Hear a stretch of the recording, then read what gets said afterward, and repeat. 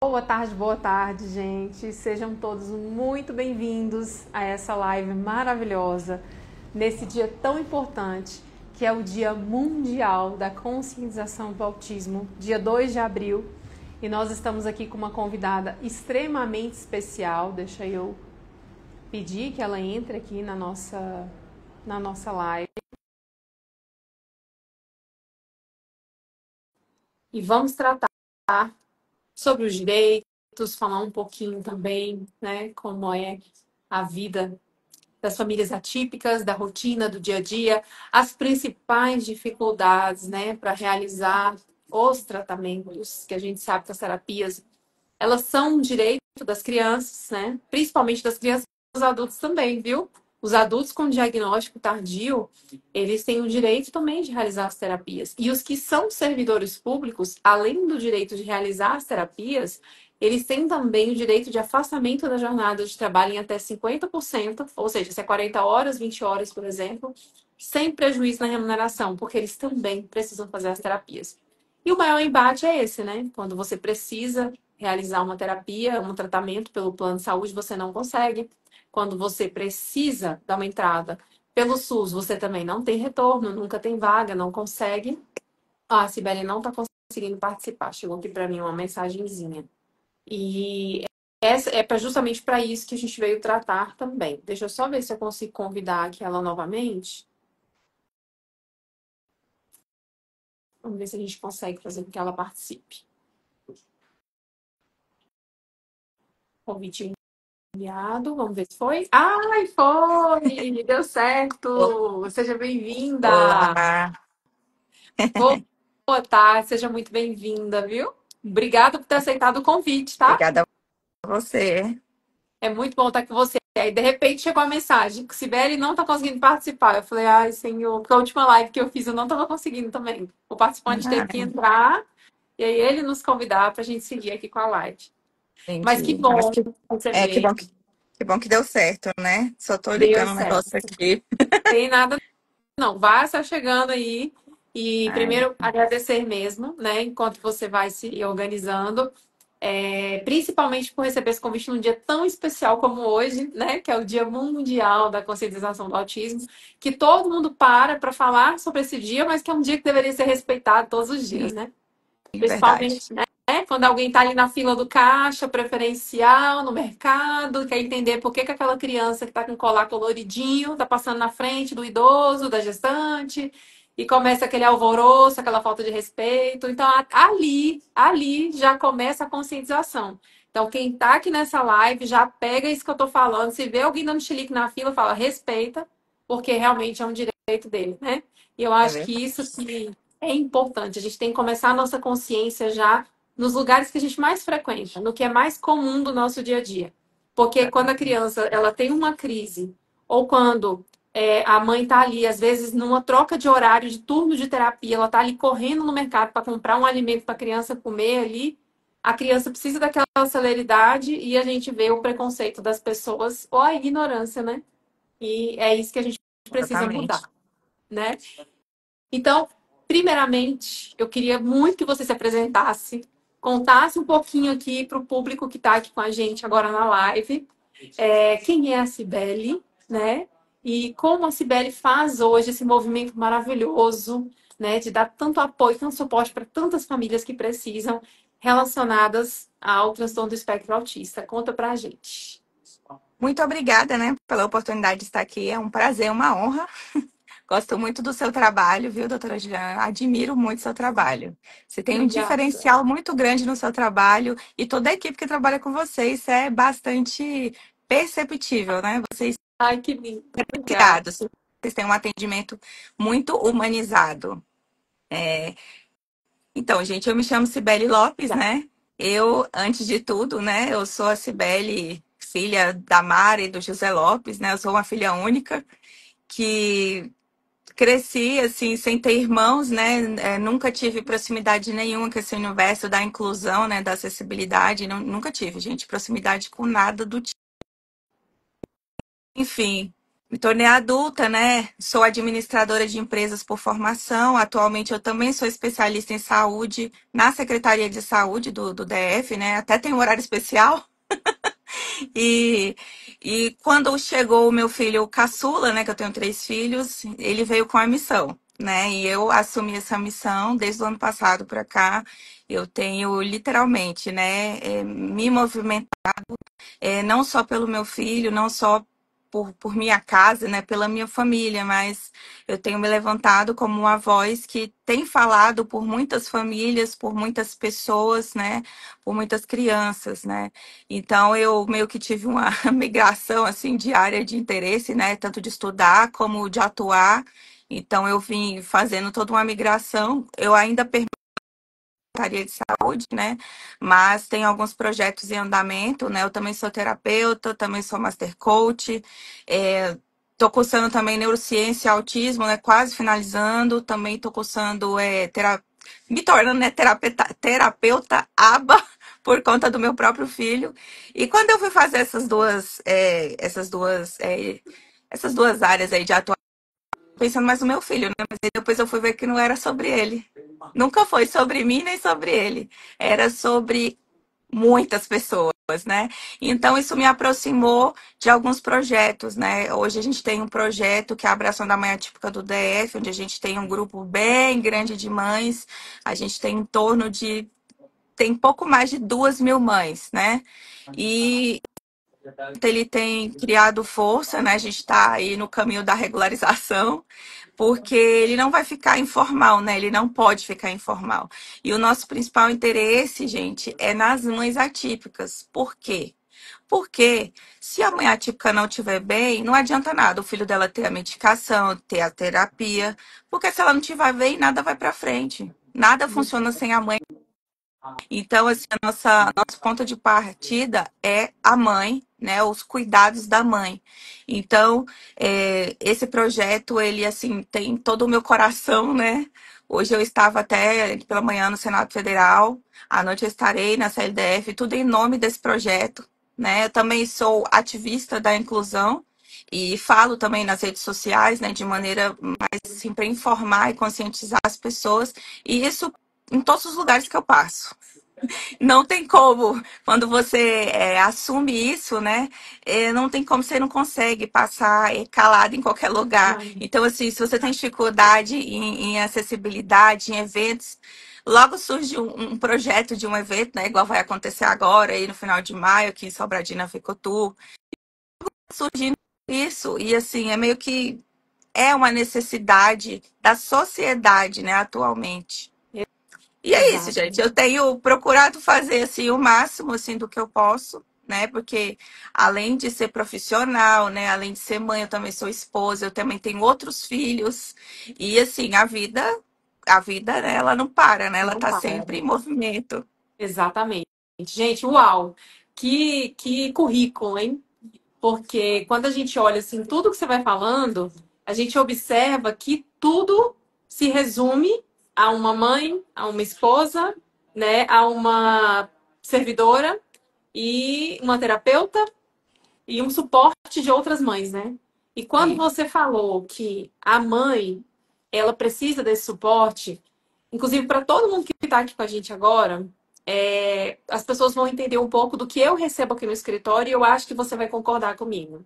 Por mais que o pai seja um paizão, e eu sei que seu esposo muitas coisas a mãe acaba absorvendo. E muitas vezes o pai também não tem a mesma disponibilidade de tempo, ou às vezes não abre mão do trabalho, como a mãe consegue às vezes abrir. No seu caso, graças a Deus e à legislação, você conseguiu, né, ter a limitação de 50% da jornada de trabalho, a redução da jornada de trabalho sem prejuízo na remuneração, sim, como servidor aqui do Distrito Federal, né? Mas muitas mães não têm essa verdade. opção, ficam desempregadas mesmo para poder levar as crianças para fazer os tratamentos, né? E esse suporte, você imagina, você sempre trabalhou, você sempre teve ali uma fonte de renda, de repente você é dona de casa em tempo integral, porque a maioria se vê assim, né? Como Sim, dona de casa em tempo integral, e não como uma mãe que está levando seu filho para fazer um tratamento. sim, E não é um tratamento que você sabe quando que vai parar. A gente sabe que na primeira infância ali ele é mais acelerado, por conta da quantidade de carga horárias, que tem que ser mais pesada, né? Por causa das janelinhas de neuroplasticidade. Mas depois dá uma amenizada. Só que a mãe, o psicológico dela foi com Deus, né? Porque realmente não é fácil. E puxando já esse gatilho, eu queria muito falar com você sobre a Tati até comentou aqui, ó, a Tati ela é esposa atípica e graças a vocês, meu marido agora conseguiu o direito de ter sua própria jornada reduzida. Obrigado pelo comentário, viu, Maravilha. Tati? A Tati, inclusive, o esposo dela ele é empregado público e a gente conseguiu, nós inovamos, conseguimos a redução da jornada dele porque ele recebeu um diagnóstico tardio, Sibeli. Olha que maravilha. Então agora ele está podendo cuidar dele também, né? Maravilha. Se identificar, se entender, né? Porque quando o diagnóstico é tardio, muitas fichas começam a cair, né? E Sim. nessa questão da mãe, o principal que eu observo realmente é a questão do acolhimento. E principalmente, que eu queria deixar esse recado aqui para todas as mães que puderem me ouvir, a rejeição com relação ao laudo. Tem muitas mães que me procuram e falam assim: olha, eu acabei de receber o diagnóstico de TEA, mas eu tenho certeza que está errado. Eu tenho certeza tudo que meu filho não é autista, mas eu queria saber quanto que é para entrar com uma liminar aí para cuidar do processo dele, fazer as terapias para mim. A primeira coisa que eu não falo nem da liminar. Eu falo, a primeira coisa que eu preciso de você é que você olhe para o seu filho e pense o quanto você está tendo a oportunidade de cuidar dele. E que se você acha que não é, deixa que o tempo diga. Porque é melhor você fazer o melhor que você puder por ele agora, e daqui 2, 3 anos o médico falar, não, não era autismo, não, mas era TDAH. Do que você simplesmente parar, interromper o direito que o seu filho tem, Sim. porque você não quer aceitar o diagnóstico.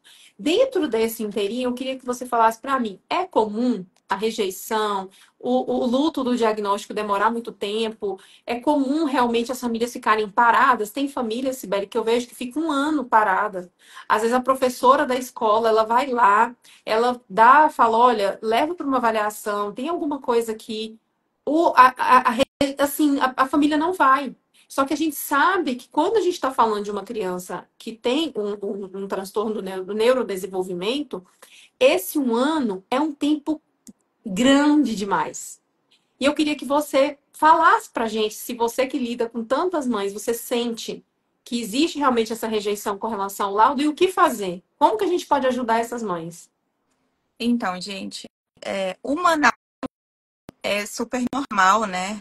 Passar por esse processo de luto, porque na verdade, quando a gente fala de luto, a gente não fala só quando alguém morre e aí a pessoa enfrenta um processo de luto, né? Então, existem várias situações que levam o ser humano a passar por um processo de luto. E quando você recebe um diagnóstico do filho, também é um processo de luto, porque você idealizou ali um filho que viria perfeito, né? O perfeito que eu digo no sentido de não ter nenhum CID, né? Nenhuma característica diferenciada, né? Você espera alguém que é igual todo mundo, né?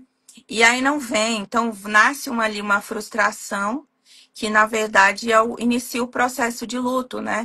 E assim, é normal. O que muita gente não entende é que é um e muitas vezes a pessoa não entende por que, que aquilo está acontecendo. E quando a gente fala de processo de luto, a gente vai falar de 5 fases. E essas 5 fases, pode ser que ela demore muito com a pessoa, pode ser que alguém passe 2 anos numa fase, alguém passe 3 anos nessa mesma fase. Então, não tem como quantificar o tempo. Quando o meu filho nasceu, né, no caso ele é gemelar, e a gestação já foi interrompida ali com 31 semanas, porque ele estava com falta de oxigenação. Então, assim, já foi um parto de emergência para salvar a vida dele. E aí, o que que aconteceu? O parto foi assim, agora, papum, deu tempo de nada. E assim, o médico até falou pro meu marido, mas falou pro meu marido assim, se prepare que eu acho que o menino não vinga. E aí meu marido já entrou meio assim, né? Eu não sabia, geralmente não se fala isso pra mãe, né? Então, assim, nasceu muito mal. muito mal mesmo. Foi direto entubado e teve muitos problemas, muitos mesmo. Passou 2 meses no UTI neonatal.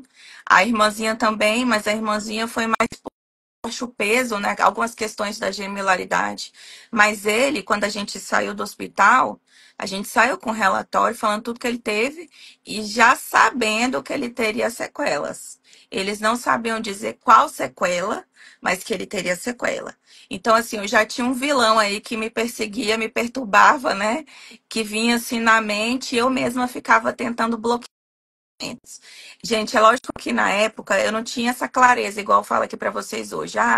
Eu eu percebi o pensamento e eu bloqueava. Eu não tinha essa clareza, né? Acontecia, isso eu fui observando depois. Então, assim, toda vez que alguém falava alguma coisa, alguém que eu falo é alguém próximo, porque sempre alguém fala alguma coisa.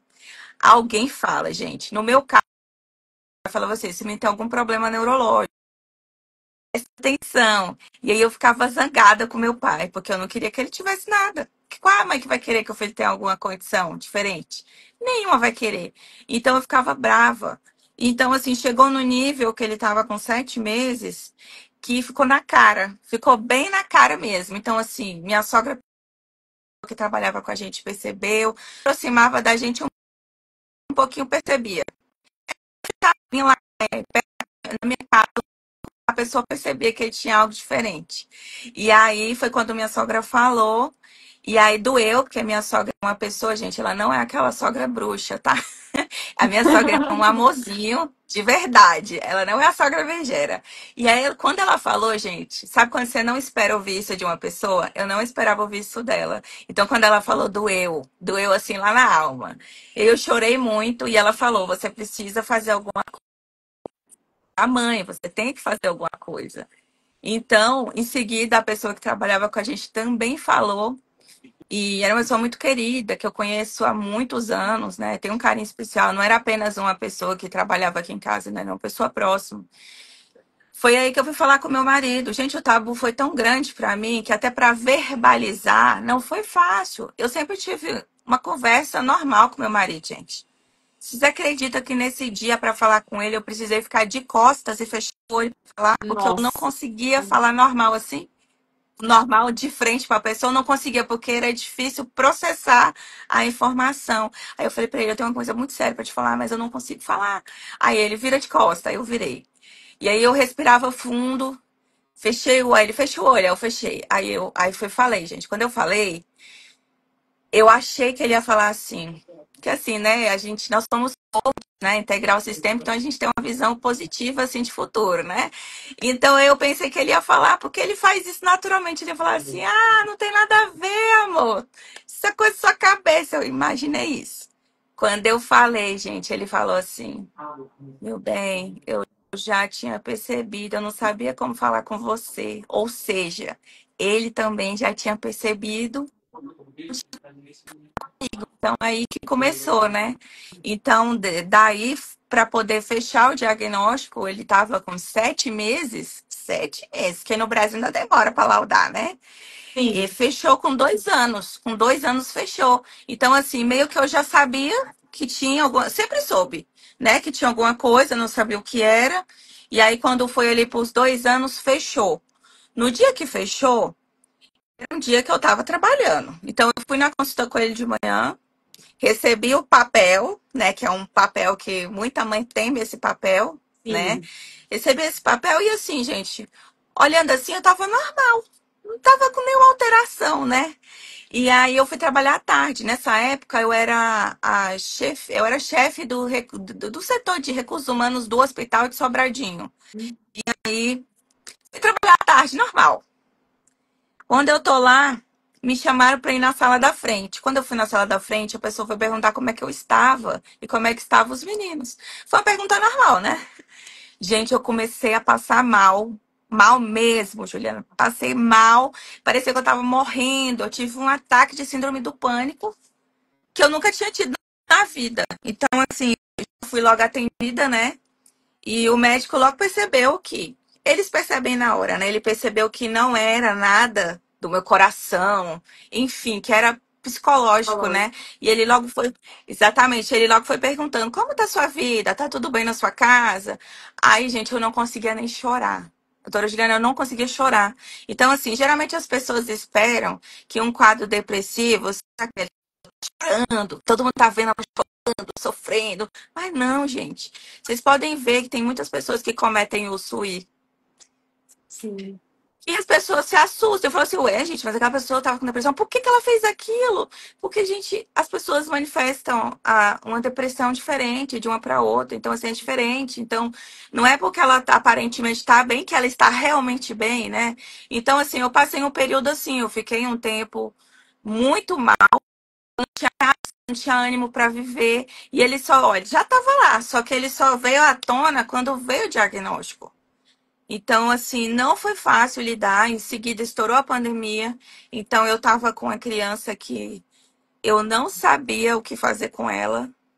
E ele ainda gemelar, tinha outra do mesmo tamanho que Tá reproduzia os bom. comportamentos.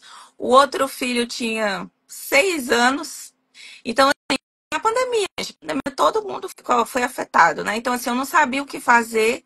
Ele se autoagredia, ele agredia a gente. E ele metia a cabeça na parede, sem parar. Eu não sabia o que fazer. Então, assim, a mãe, ela passa por isso. Além dela ter esse sofrimento de não saber o que vai acontecer, tem esse sofrimento do medo do futuro. Você não sabe como é que vai ser o desenvolvimento, como é que aquela criança vai crescer, como é que vai ser. Você não sabe. Ainda tem a falta de informação Sim. do caso, né? Do caso autismo. Autismo é um assunto muito grande. É autismo, Muito.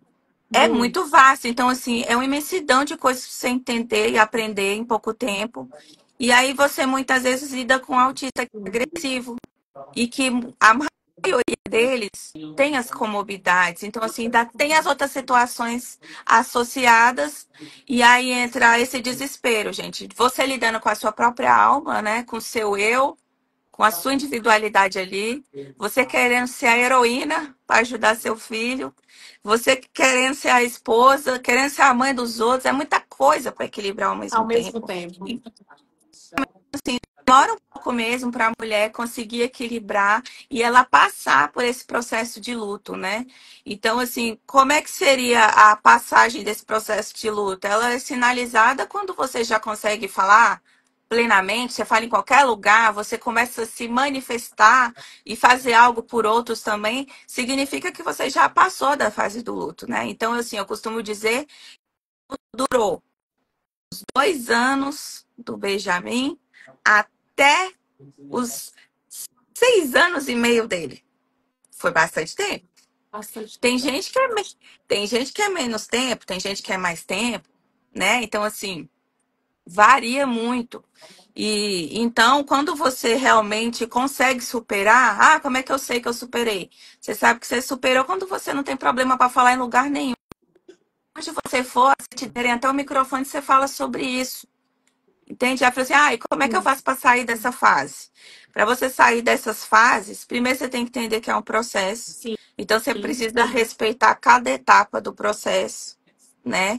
E assim, buscar informação. Muita É, se, informação. se você precisar do médico, vá ao médico. Se você precisa. Na verdade, todo mundo precisa, gente, fazer terapia, né? É bem verdade. É. Ainda mais a mãe atípica. Então, assim, precisa fazer. Aí tem gente que fala assim, mas eu não tenho condição. Eu falo assim, ok, sabe aqueles livros de autoajuda? Tá aí. Tem um monte de livro de autoajuda.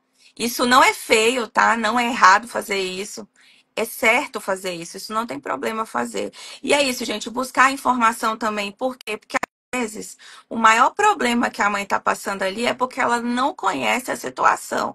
Então, se ela não conhece, é como se o problema ficasse maior, né? Exato. Ela não tem como dimensionar. Então, quando você começa a aprender, você começa a ficar até confiante, né? Porque você fala assim, não, não, mas o meu filho, ele já, tô indo por aqui. Então, você começa até a direcionar, gente. Ó, começa a direcionar a escola. Porque aí, quando você começa realmente a entender, você percebe que nenhum lugar está preparado para o seu filho. É. Então, assim, você começa a ter que fazer intervenção na escola, em todos Exatamente. os lugares. Você precisa se colocar e se posicionar para falar, porque ele não vai falar. Então, alguém Exato. tem que falar por ele, né? Exato. E é muito bonito ver você falar sobre o luto, porque assim, apesar do seu ter demorado um pouquinho mais, também quando ele saiu, que ele foi embora, você fala agora por você e por muitas mães. Então, muitas Exatamente. mães que não caíram a ficha até hoje, ou muitas mães que não tiveram essa oportunidade de estudar, de entender realmente o que é o autismo, hoje você fala por você e por elas. Hoje você Sim. luta por você e por elas, né? Ou, por exemplo, ter 2.000 mães juntas, se ajudando, isso é, assim, algo grandioso, isso é lindo. Porque eu observo justamente isso. Teve uma cliente nossa aqui do escritório que ela falou, olha, o meu luto durou uma semana. Eu chorei sem cessar durante uma semana. Quando passou uma semana, eu enxuguei as minhas lágrimas e falei: eu preciso entender o que meu filho tem. E eu preciso ajudar meu filho, porque ele só tem eu. Aí ela foi para o Altispod, assistiu todos os podcasts que ela tinha lá no Altispod, que falava sobre autismo. Tanto que quando eu fiz a videochamada com ela, eu falei para ela, eu falei, mãe, você sabe mais do que até médico. Gente, como ela sabia, ela chegou a falar assim: olha, o que eu preciso, meu filho precisa é de uma analista do comportamento com mestrado em aba, porque eu já estudei, e é essa profissional que vai acompanhar meu filho. E ela começou a falar como se ela fosse a neuropediatra, porque ela estudou tanto, mas tanto. E realmente, assim, esse estudo foi tão importante porque ele era uma criança que não socializava. E uma das coisas que a gente precisava era de acompanhamento terapêutico em sala de aula para que ele interagisse com as outras crianças. E aí ela me quebrou no dia que ela mandou um vídeo aqui para o escritório, com ele no cantinho da sala de aula, as outras crianças num canto, ele no outro canto, e ela virou e mandou para nós e falou assim: para isso que eu contratei vocês, isso me mata, meu coração dói. Eu não aguento mais ver ele nessa situação, isolado na sala de aula. E a gente, imediatamente, a gente colocou nos autos do processo, né? Colocamos, a gente chorou junto na hora que eu vi, porque realmente a cena foi muito chocante, ver ele quietinho no cantinho da sala de aula sozinho. E hoje, desde então, acho que tem quase 2 anos que ele está com acompanhante terapêutico em sala de aula. Hoje ele interage, hoje ele conversa com outras crianças, ele é verbal. Então, assim, tudo muda, mas eu percebi que o que agiliza o passar do luto realmente é o conhecimento. Porque quando você vai entender o que de fato seu filho tem, você realmente fala: não, peraí. Deixa eu entender. Aí você começa, inclusive, a estudar tanto que você começa a ajudar outras mães. Ou tem clientes nós do escritório que já montaram clínica de autismo. A gente tem umas 5 clientes do escritório que são donas de clínicas, espalhadas aqui pelo nosso Brasilzão, né? Então, outras passaram a ser fonoaudiólogas, outras terapeutas ocupacionais, outras psicólogas com especialidade em aba. Enfim, aí elas até falam pra gente hoje: o meu filho foi um presente na minha vida, minha filha foi um presente na minha vida, porque eu me descobri fazendo o que eu amo. Por causa do meu filho, eu fui atrás dessa profissão, por causa do meu filho, eu busquei o estudo e hoje eu ajudo outras crianças, né? É lógico que tem um sentimento de culpa, né, Sibeli? Porque vida de mãe é se sentir culpada. Tem muitas que às vezes colocam só na clínica para fazer as terapias e como elas não estudam, elas não sabem direito o que é o autismo, elas acham que o que a clínica está fornecendo é muito bom. Só que quando elas vão estudar ou veem que a criança não está tendo avanço neurológico, aí elas se sentem culpadas. Por que que eu deixei meu filho lá tanto tempo? Se eu vi que não estava dando resultado. Aí eu vou, converso, falo: olha, não se sinta culpada, você fez o seu melhor, dentro do que dava para você fazer. Quando o neuropediatra percebeu que eu não estava tendo avanço neurológico, ligou o alerta. Mas a vida da mãe é se sentir culpada e isolada, né? Porque aqui em Brasília mesmo nós tivemos o caso daquela mãe de Águas Claras, o ano passado, né? Que ela matou o filho e se matou logo em seguida. E demorou 4 dias para as pessoas sentirem o cheiro dos corpos em decomposição, para sentirem que estava alguma coisa errada. Ninguém sentiu falta deles. Olha o isolamento social deles. Ela Tratamento é era rede de só apoio zero. inexistente, né? Ela era só. E talvez por isso que ela cometeu esse ato tão difícil, tão absurdo, porque ela pensou: se eu morrer hoje, quem vai cuidar dele? Exatamente. Aí acabou ela mesma dando um fim, né? Dando um fim. Então, faltou a sociedade, faltou os familiares, faltou o apoio, faltou. Por quê? Porque a maioria das pessoas ainda não consegue entender. Então, a gente tem que quebrar muitas barreiras, né? Sim, A gente tem que ser A gente tem que ser a voz que as pessoas precisam ser, né? Eu sou sim, encrenqueira. Se eu tiver numa fila do mercado e alguém começar a brigar, porque tem uma criança e uma mãe passando na frente, eu sou a primeira a ir lá e falar. Eu falo, olha, é direito dele, ele é preferencial assim como você. E a gente percebe que a maioria das pessoas que não tem paciência são os idosos. São os número um. Mas por quê? Porque na época deles, quando eles eram mais é, jovens, não se falava em autismo. Nem sabia o exatamente. que era. Né? Então, aí na hora que eu quero falar, mas eu falo, gente, ele nem sabe o que é. Porque não é que o autismo é modinha, como algumas pessoas dizem. É porque de alguns anos para cá, os estudos se intensificaram. Quando o estudo se intensifica, as pessoas ficam mais inteligentes e sabem mais tratar determinado tema. É igual, por Sim, exemplo, aqui na parte dos clientes do escritório, muita gente tem lipedema, e agora que está sendo feitos os estudos, o lipedema é uma doença de acúmulo de gordura nas pernas de anos. Mas lipedema. agora que estão tendo os estudos. Aí saiu no Fantástico e tudo, o pessoal, nossa, então, tá tendo tratamento para lipedema. Eu falei, sempre teve. A questão é porque as pessoas não sabiam como tratar.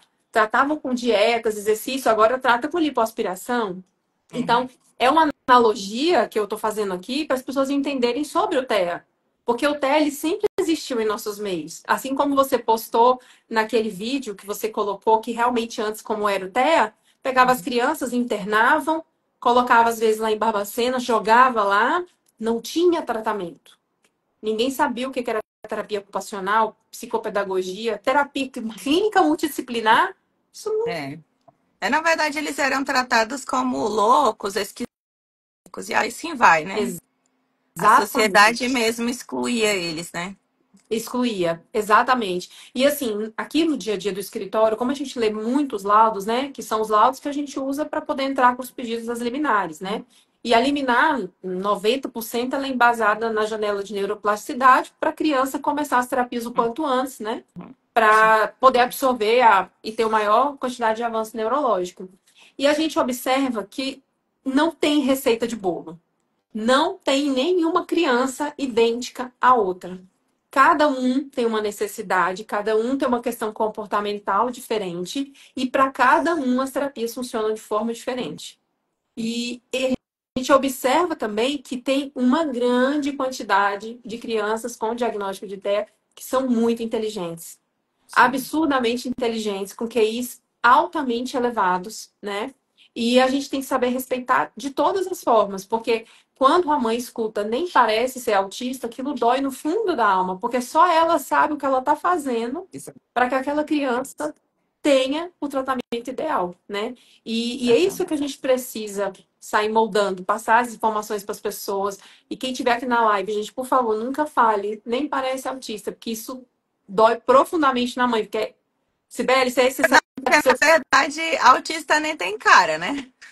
Não tem a cara, não tem. Então, não tem por que falar. E poucos minutos com a pessoa, não dá para você saber como é que é uma pessoa, né? Então, assim, na verdade, é um desafio muito grande. Você já é, assim, desafiador se lidar com o autista. Ainda mais quando ele tem outros transtornos associados, que a maioria tem, as comorbidades, né, que são outros transtornos, fica mais, assim, desafiador ainda você lidar. Então, aí você imagina uma mãe que luta. Hoje mesmo eu tava com meu filho também tem TOD, né? Uhum, A filha dela também tem TOD. Ela falando também. que. Só que a filha dela é mais velha, né? O quão é difícil é para ela no dia a dia com a filha, porque a filha dela tá no nível 3 de suporte e não pode ficar sozinha em nenhum momento. Ou seja, não é verbal. Então, ela até é verbal, só que ela tem outras situações associadas também. Ela já passou Hum, por 4 cirurgias neurológicas, né? De retirada de tumor. E assim, tem outras situações associadas, mas o TOD é o que mais dificulta. Por quê? Porque ele ainda soma com a rigidez cognitiva do autismo. Então, assim, as pessoas que têm autista, só autista por si só, já é difícil lidar pela questão da rigidez cognitiva. E aí você imagina associado com o TOD. Então, sim, assim, as pessoas às vezes acham até equivocadamente assim, não, mas esse menino tem TOD, não. Ah, esse menino